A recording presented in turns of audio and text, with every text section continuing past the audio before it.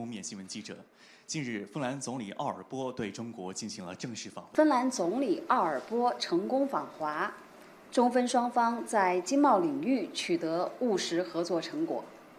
习近平主席在会见奥尔波总理时指出，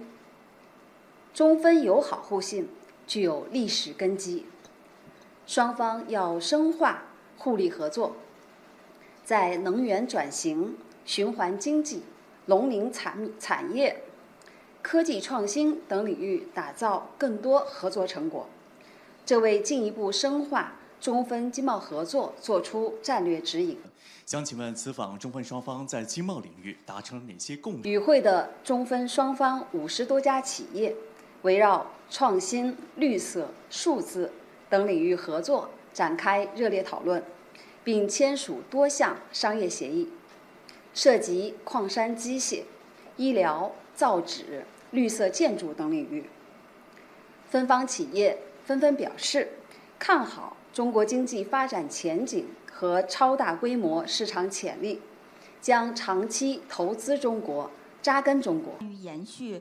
实施养老、托育、家政等社区下一步，商务部将与芬方一道，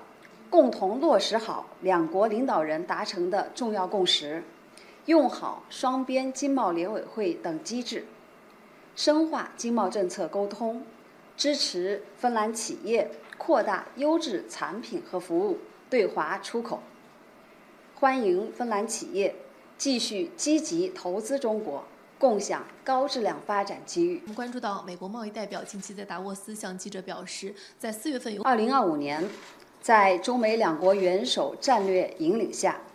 中美双方秉持平等、尊重和互惠的精神，先后开展了5轮磋商，取得一系列积极成果，充分证明中美双方通过平等对话磋商，能够找到解决经贸分歧的办法。有可能举行的中美领导人会晤之前，中美有可能开启新一轮的经贸谈判。两国元首釜山会晤后，双方通过中美经贸磋商机制，在各层级持续保持沟通，共同推动落实元首会晤重要共识和吉隆坡经贸磋商成果。下一步，中方愿与美方共同维护好、落实好两国元首重要共识，用好中美经贸磋商机制，